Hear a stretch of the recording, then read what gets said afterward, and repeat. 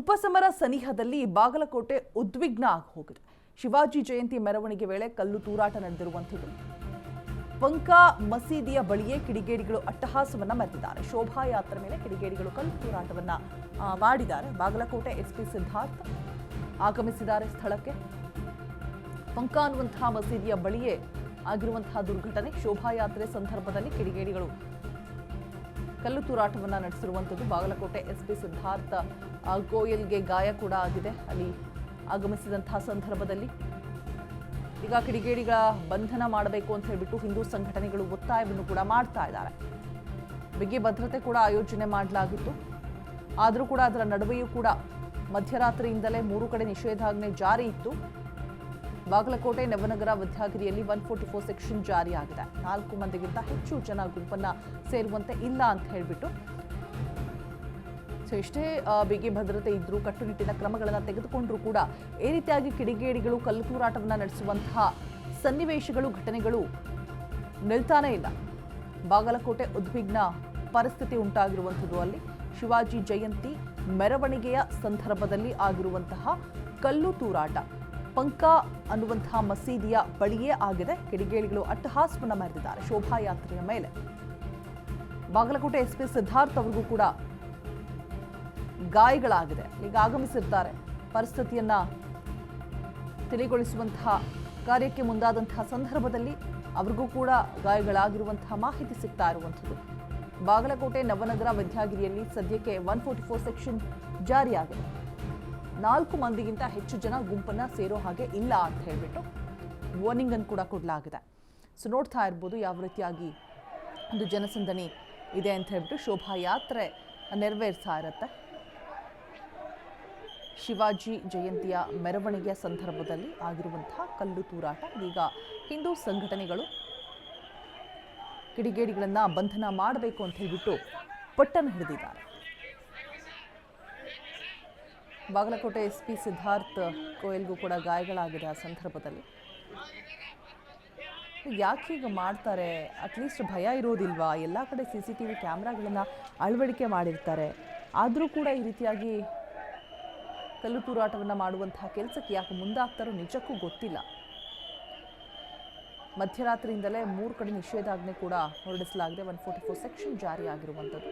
ಬಾಗಲಕೋಟೆ ನವನಗರ ಹಾಗೆ ವಿದ್ಯಾಗಿರಿ ಈ 3 ಕಡೆ ಕೂಡ 144 ಸೆಕ್ಷನ್ ಜಾರಿಯಾಗಿದೆ. 4 ಮಂದಿಗಿಂತ ಹೆಚ್ಚು ಜನರು ಗುಂಪನ್ನು ಸೇರೋ ಹಾಗಿಲ್ಲ ಅನ್ನುವಂಥ ವಾರ್ನಿಂಗ್ ಎಚ್ಚರಿಕೆಯ ಸಂದೇಶ ಕೂಡ ರವಾನೆ ಮಾಡಿರುವಂಥದ್ದು. ಸ್ಥಳದಲ್ಲಿ ಬಿಗುವಿನ ವಾತಾವರಣ ಕೂಡ ನಿರ್ಮಾಣವಾಗಿರುವಂಥದ್ದು.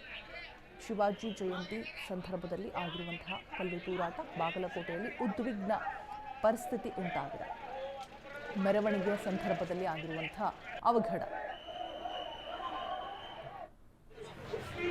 ಈಗ ಮತ್ತೆ ನಾವು ವಿಡಿಯೋಸ್ ಎಲ್ಲ ಚೆಕ್ ಮಾಡ್ತಾ ಇದ್ದೀವಿ. ಯಾರಿಗೆ ಏನು ಮೇಜರ್ ಇಂಜರಿ ಆಗಿಲ್ಲ. ಆಮೇಲೆ ಕಲಾದ ನಂತರ ಪ್ರೊಸೆಷನ್ ಸ್ಮೂತಾಗಿ ಮುಗೀತು. ಎಲ್ಲ ಜನ ಡಿಸ್ಪರ್ಸ್ ಆಗಿದ್ದಾರೆ. ಸದ್ಯಕ್ಕೆ ಸಿಚುವೇಶನ್ ಅಂಡರ್ ಕಂಟ್ರೋಲ್ ಇದೆ. ಎಲ್ಲಿಂದ ಕಲ್ಲು ಬಂತು, ಯಾವ ಕಾರಣಕ್ಕೆ ಬಂತು, ನಾವು ಇನ್ವೆಸ್ಟಿಗೇಷನ್ ಮಾಡ್ತೀವಿ. ಅದರ ವಿಚಾರವಾಗಿ ಈಗಾಗಲೇ ನಾವು ಕೇಸ್ ರಿಜಿಸ್ಟರ್ ಮಾಡ್ತೀವಿ. ಸ್ಲೈಡ್ ಮೇಜ್ ಈಗ ಚೆಕ್ ಮಾಡ್ತಾ ಇದೀವಿ. ವಿಡಿಯೋ ಚೆಕ್ ಮಾಡ್ತಾ ಇದೀವಿ. ಯಾರಿದೆ ರಾತ್ರಿ ಚೆಕ್ ಮಾಡ್ತೀವಿ. ಒಂದ್ ವೇಳೆ ನಮಗೆ ಸಿಕ್ಕಿದ್ರೆ ಕೇಸ್ ಈಗಾಗಲೇ ಮಾಡ್ತಾ ಇದೀವಿ. ನಾವು ಒಂದ್ ವೇಳೆ ಕನ್ಫರ್ಮ್ ಆದರೆ ನಾವು ವಶಕ್ಕೆ ತಗೋತೀವಿ. ಸರ್, ಹಿಂದೂ ಸಂಘಟನೆಗಳ ಮುಖಂಡರ ಆರೋಪದ ಪ್ರಕಾರ SP ಸಾಹೇಬರು ಕೂಡ ತಲೆಗೆ ಕಲ್ಲು ಬಿದ್ದಿದೆ ಎನ್ನುವ ಆರೋಪ ಇದೆ. ಏನು ಮೇಜರ್ ಇಂಜರಿ ಯಾರಿಗೆ ಆಗಿಲ್ಲ. ನಿಮ್ಮ ಮುಂದೆ ನಿಂತ್ಕೊಂಡು ನಾನು ಸ್ಟೇಟ್ಮೆಂಟ್ ಕೊಡ್ತಾ ಇದ್ದೀನಿ. ಏನಿಲ್ಲ, ಇನ್ನಿಲ್ಲ. ಸ್ಲೈಟ್ ಸ್ಕ್ರಾಚ್ ಇತ್ತು, ಅದು ಈಗ ಏನಿಲ್ಲ. ಸರ್, ನಿಮ್ಮ ಮೇಲೆ ಬಂತ ಸರ್, ಒಂದೊಮ್ಮೆ ಕಿಡಿಗೇಡಿಗಳನ್ನು ಬಂಧನ ಮಾಡದೆ ಹೋದ್ರೆ ನಾಳೆ ಬಂದ್ ಕರೆಕ್ಟ್ ಮಾಡ್ತೀವಿ. 100% ಮಾಡ್ತೀವಿ. ರಾತ್ರಿನೇ ನಾವೆಲ್ಲ ವೆರಿಫೈ ಮಾಡ್ತೀವಿ. ಬಂದೋಬಸ್ತ್ ಟೈಮಲ್ಲಿ ಕೂಡ ನಾವು ಪೂರ್ತಿ ಸಿಬ್ಬಂದಿ ಇಲ್ಲಿ ಇದ್ದೀವಿ, ಇನ್ಕ್ಲೂಡಿಂಗ್ ಮೈಸೆಲ್ಫ್. ನಾನು ಕೂಡ ಇಲ್ಲಿ ಇದೆ, ಪೂರ್ತಿ ಟೈಮಲ್ಲಿ ಇದೆ. ಯಾರು ದೇವರ ಮೇಲೆ, ಯಾರು ಹಿಂದೂ ಕಾರ್ಯಕರ್ತ ಮೇಲೆ, ಯಾರ್ದು ಪಬ್ಲಿಕ್ ಮೇಲೆ ಏನು ಕಲ್ಲು ಹೋಗಿಲ್ಲ, ಏನು ಚಪ್ಪಲಿ ಹೋಗಿಲ್ಲ. ನಮ್ಮಿಬ್ರು ಪೊಲೀಸ್ ಮೇಲೆ ಇನ್ಕ್ಲೂಡಿಂಗ್ ನನ್ನ ಮೇಲೆ ಕಲ್ಲು ಟಚ್ ಆಯಿತು. ಯಾರು ಪಬ್ಲಿಕ್ ಮೇಲೆ ಹೋಗಿಲ್ಲ. ನಾವು ಪೂರ್ತಿ ಬಂದೋಬಸ್ತ್ ಮಾಡಿದ್ದೀವಿ. ಡ್ರೋನ್ ಸರ್ವೆ ಕೂಡ ಮಾಡಿದ್ದೀವಿ. ಎಲ್ಲ ಕಮ್ಮಿ ಮೀಟಿಂಗ್ಸ್ ಕೂಡ ಮಾಡಿದ್ದೀವಿ. ಎಲ್ಲರೂ ನಮ್ಮ ಕಾನ್ಫಿಡೆನ್ಸ್ ಇದ್ದಾರೆ, ನಮಗೆ ಸಹಾಯ ಕೊಡ್ತಾ ಇದ್ದಾರೆ. ರಾಡ್ಗಳನ್ನು ಏನಾದರೂ ಹಿಡ್ಕೊಟ್ಟಿದ್ರು ಸರ್? ಏನಿಲ್ಲ. ದಯವಿಟ್ಟು ನಾನು ಪ್ರೆಸ್ಗೆ ರಿಕ್ವೆಸ್ಟ್ ಮಾಡ್ತಾ ಇದ್ದೀನಿ. ಏನಾಗಿಲ್ಲ. ತಾವು ಕೂಡ ಒಂದ್ಸರಿ ವೆರಿಫೈ ಮಾಡಿ ಆಮೇಲೆ ಹೇಳಿ. ಏನು ರಾಡ್ ಇರಲಿಲ್ಲ, ಮಲ್ಟಿಪಲ್ ಸ್ಟೋನ್ಸ್ ಇರಲಿಲ್ಲ. 2 ಕಲ್ಲಿತ್ತು. ನಮ್ಮ ಪೊಲೀಸ್ ಮೇಲೆ ಬಿಟ್ಟು ಪಬ್ಲಿಕ್ ಮೇಲೆ ಯಾವುದು ಬಿದ್ದಿಲ್ಲ. ಯಾವುದು ದೇವರು ಮೂರ್ತಿ ಮೇಲೆ ಬಿದ್ದಿಲ್ಲ. ಯಾವುದು ರಾಡ್ ಇರಲಿಲ್ಲ. ಸತ್ಯಕ್ಕೆ ಏನಿಲ್ಲ. ನೀತಿ ಪ್ರಕಾರ 2 ಕಲ್ಲು ಬಿತ್ತು. ನಮ್ಮ ಪೊಲೀಸ್ ಮೇಲೆನೆ ಸೈಡ್ ಅಲ್ಲಿ ಬಿತ್ತು. ಅವರು ಹೆಲ್ಮೆಟ್ ಹಾಕಿದ್ರು. ನಿಮ್ಮ ಮೇಲೆ ಕಲ್ಲು ಬಿತ್ತು. ಆ ಟೈಮಲ್ಲಿ ಏನಾಯ್ತು ಅಂತ ಸರ್? ಏನೇನಾಗಿಲ್ಲ. ಇದು ಆಮೇಲೆ ನಾನು ಇಲ್ಲಿ ಇದ್ದೆ. ಕಲಾದ ನಂತರ 1.5 hour ಪ್ರೊಸೆಷನ್ ನಡೀತಾ ಇತ್ತು. ನಾವು ಪ್ರೊಸೆಷನ್ ಮುಗಿಸಿದೀವಿ ಪೀಸ್ಫುಲಿ. ಎಲ್ಲ ಕ್ಲೋಸ್ ಆಗಿದೆ, ಜನ ಡಿಸ್ಪರ್ಸ್ ಆಗಿದ್ದಾರೆ, ಏನಿಲ್ಲ, ನಿಮ್ ಮುಂದೆ ನಿಂತ್ಕೊಂಡು ಸ್ಟೇಟ್ಮೆಂಟ್ ಕೊಡ್ತಾ ಇದ್ವಿ. ಏನಾಗಿದೆ ವರದಿ ಮೇಲೆ ಯೂನಿಫಾರ್ಮ್ ಸ್ಲೈಟ್ ಸ್ಕ್ರಾಚ್ ಇತ್ತು, ಅದ್ರ ಏನಿಲ್ಲ ಇಂಜರಿ ಇಲ್ಲ, ಮೇಜರ್ ಏನ್ ಇಂಜರಿ ಇಲ್ಲ. ಏನು ದೇಶದಲ್ಲಿ ಬಾಗಲಕೋಟೆಯಲ್ಲಿ ಅಷ್ಟೇ ಅಲ್ಲ, ಇಡೀ ದೇಶಾದ್ಯಂತ ಇವತ್ತು ಶಿವಾಜಿ ಜಯಂತಿಯನ್ನ ಮಾಡ್ತಾರೆ. ಬಾಗಲಕೋಟೆ ಸಹಿತ ಒಂದು ಭವ್ಯವಾದ ಶೋಭಾಯಾತ್ರೆಯನ್ನ ಬಾಗಲಕೋಟೆಯಲ್ಲಿ ಮಾಡ್ತಿತ್ತು. ಯಾಕಪ್ಪ ಅಂದ್ರ ಇವತ್ತು ದೇಶಾದ್ಯಂತ ಹಿಂದೂಗಳ ಹಬ್ಬ ಅಂತ ಹೇಳಿಕ್ಕೂ ಅಲ್ಲಗಳಿಲಿಕ್ಕೆ ಸಾಧ್ಯನೇ ಇಲ್ಲ. ಇವತ್ತು ಬಾಗಲಕೋಟೆಯಲ್ಲಿ 6 ಗಂಟೆಗೆ ಒಂದು ಭವ್ಯವಾದ ಶೋಭಾಯಾತ್ರೆ ಶಿವ ಅಂಬಾಭವಾನಿ ದೇವಸ್ಥಾನದಿಂದ ಆರಂಭ ಆಗಿತ್ತು. ಏನು ಬಾಗಲಕೋಟೆ ಕೆಲವು ಪ್ರಮುಖ ಬೀದಿಗಳಲ್ಲಿ ಸಂಚರಿಸಿ ಇನ್ನೇನು ಕೇವಲ 5 ನಿಮಿಷದಲ್ಲಿ ಆ ಮೆರವಣಿಗೆ ಮುಕ್ತಾಯ ಆಗ್ತಿತ್ತು. ಏನು ಮೆರವಣಿಗೆ ಮುಕ್ತಾಯ ಆಗುವ ಸಂದರ್ಭದಲ್ಲಿ ಇನ್ನೇನು 5 ನಿಮಿಷ ಇತ್ತು ಅನ್ನೋ ಸಂದರ್ಭದಲ್ಲಿ ಮೆರವಣಿಗೆಯ ಮೇಲೆ ಒಂದಿಷ್ಟು ಯುವಕರು, ಮುಸ್ಲಿಂ ಯುವಕರು ಏನು ಚಪ್ಪಲಿ ಎಸೆದಿದ್ರು. ನಂತರ ಪೊಲೀಸ್ ಇಲಾಖೆಯವರು ಅದನ್ನ ಕಂಟ್ರೋಲ್ ಮಾಡಿದ್ರು. ನಂತರ ಅವ್ರು ಏನು ಪ್ರಾರ್ಥನಾ ಮಾಡಿ ಇನ್ನೇನು ಅಟ್ಯಾಕ್ ಮಾಡಬೇಕು ಅನ್ನೋ ಸಂದರ್ಭದಲ್ಲಿಯೇ ಒಂದಿಷ್ಟು ಮಂದಿ ಕಲ್ಲು ಹೋಗಿದ್ರು. ಅದು ತಪ್ಪಿ SP ಸಾಹೇಬ್ರಿಗೆ ಬಿತ್ತು. SP ಸಾಹೇಬ್ರು ಈಗ ಆಸ್ಪತ್ರೆಯಲ್ಲಿ ದಾಖಲಾಗ್ಯಾರ. SP ಸಾಹೇಬರಿಗೆ ಹಿಂದಗಡೆ ಕಲ್ಲು ಹೋಗದಾರ, ಅವ್ರಿಗೆ ಹಿಂದಗಡೆ ದುಬ್ಬಕ್ಕೆ ಸ್ಥಾವರ ಆಗಿ ರಕ್ತ ಸಹಿತ ಹರಡಿದೆ. ಆ ಕಾರಣದಿಂದ ಇವತ್ತು ಬಾಗಲಕೋಟೆ ಶಾಂತ ರೀತಿಯಿಂದ ಒಂದು ಶಿವಾಜಿ ಜಯಂತಿ ಮಾಡುತ್ತಿರುವ ಸಂದರ್ಭದಲ್ಲಿ ಈ ರೀತಿ ಘಟನೆ ಆಗಿದೆ. ಇವತ್ತು ಬಾಗಲಕೋಟೆ ಸಾರ್ವಜನಿಕರಿಗೆ ಒಂದು ಮುಸ್ಲಿಂ ಸಮುದಾಯದ ಕೆಲವು ಬಗ್ಗೆ ಹೆಚ್ಚಿನ ಡೀಟೇಲ್ಸ್ ಅನ್ನ ಕೊಡೋದಕ್ಕೆ ನಮ್ಮ ಪ್ರತಿನಿಧಿ ಆನಂದ್ ದೂರವಾಣಿ ಸಂಪರ್ಕದಲ್ಲಿ ಜಾಯಿನ್ ಆಗ್ತಾ ಇದ್ದಾರೆ. ಆನಂದ್, ಈ ರೀತಿಯಾದಂತಹ ಉದ್ವಿಗ್ನ ಪರಿಸ್ಥಿತಿ, ಕಿಡಿಗೇಡಿಗಳಿಂದ ಕಲ್ಲು ತೂರಾಟ ಯಾವುದು ಕೂಡ ನಿಲ್ಲಲ್ಲ. ಈ ರೀತಿಯಾಗಿ ಶೋಭಾಯಾತ್ರೆ ನಡೆಯುವಂತಹ ಸಂದರ್ಭದಲ್ಲಿ ಎಷ್ಟೇ ಮುಂಜಾಗ್ರತೆ ಕ್ರಮಗಳನ್ನು ತೆಗೆದುಕೊಂಡ್ರು, ಕಟ್ಟುನಿಟ್ಟಿನ ಕ್ರಮಗಳನ್ನು ತೆಗೆದುಕೊಂಡ್ರು, ಇದನ್ನು ನಿಲ್ಲಿಸೋದಕ್ಕೆ ಸಾಧ್ಯ ಆಗ್ತಾನೆ ಇಲ್ಲ. ನೋಡಿ, SPಗೂ ಕೂಡ ಗಾಯಗಳಾಗಿದೆ. ಸದ್ಯಕ್ಕೆ ಅಲ್ಲಿನ ಪರಿಸ್ಥಿತಿ ಏನಿದೆ, 144 ಸೆಕ್ಷನ್ ಎಲ್ಲೆಲ್ಲ ಜಾರಿಯಾಗಿದೆ, ಏನೆಲ್ಲ ರೂಲ್ಸ್ ಅಂಡ್ ರೆಗ್ಯುಲೇಷನ್ಸ್ನ ಫಾಲೋ ಮಾಡಬೇಕಾಗತ್ತೆ?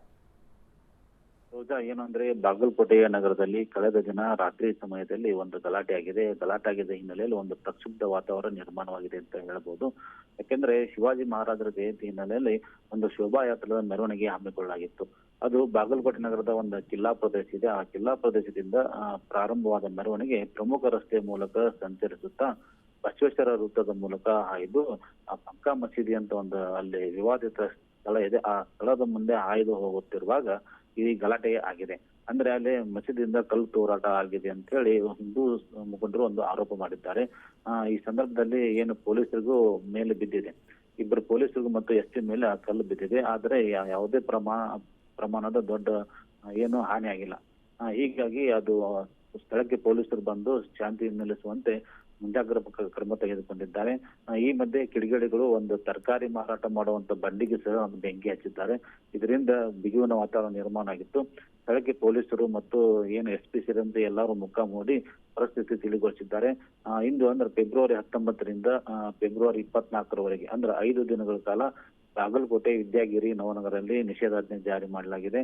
ನಿಷೇಧಾಜ್ಞೆ ಜಾರಿ ಮಾಡಿರುವ ಹಿನ್ನೆಲೆಯಲ್ಲಿ ಯಾರೂ ಸಭೆ ಮಾಡುವಂತಿಲ್ಲ, ಸಭೆ ಸಮಾರಂಭದಲ್ಲಿ ಭಾಗಿಯಾಗುವಂತಿಲ್ಲ, ಮತ್ತೆ ಗುಂಪಾಗಿ ಏನು ಸಭೆ ಮಾಡುವಂಗಿಲ್ಲ, ಮತ್ತೆ ಯಾವುದೇ ಮಾರಕಸ್ತಗಳನ್ನು ಹಿಡಿದು ಸಂಚರಿಸುವಂತಿಲ್ಲ ಅಂತ ಹೇಳಿ SP ಅವರು ಒಂದು ಆದೇಶ ಮಾಡಿದ್ದಾರೆ.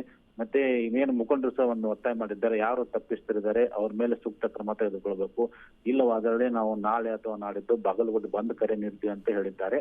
ಆದ್ರೆ ಈ ಬಗ್ಗೆ SPನೂ ಸಹ ಸ್ಪಷ್ಟನೆ ನೀಡಿದ್ದಾರೆ. ಏನಂದ್ರೆ ನಾವು ಈ ವಿಡಿಯೋ ಫುಟೇಜ್ ಮತ್ತು CCTV ಫುಟೇಜ್ ತೆಗೆದುಕೊಂಡು ಯಾರು ಈ ಕಲ್ಲು ಹೋಗಿದ್ದಾರೆ, ಎಲ್ಲಿಂದ ಹೋಗಿದ್ರು, ಇದಕ್ಕೆ ತಪ್ಪಿಸ್ತರ ವಿರುದ್ಧ ನಾವು ಕ್ರಮ ತೆಗೆದು ಅವ್ರ ಮೇಲೆ ಕ್ರಮ ಜರುಗಿಸ್ತೇವೆ. ದಯವಿಟ್ಟು ಎಲ್ಲರೂ ಶಾಂತಿಯಿಂದ ವರ್ತನೆ ಮಾಡ್ಬೇಕಂತೇಳಿ ಅವ್ರು ಮನವಿ ಮಾಡಿಕೊಂಡಿದ್ದಾರೆ.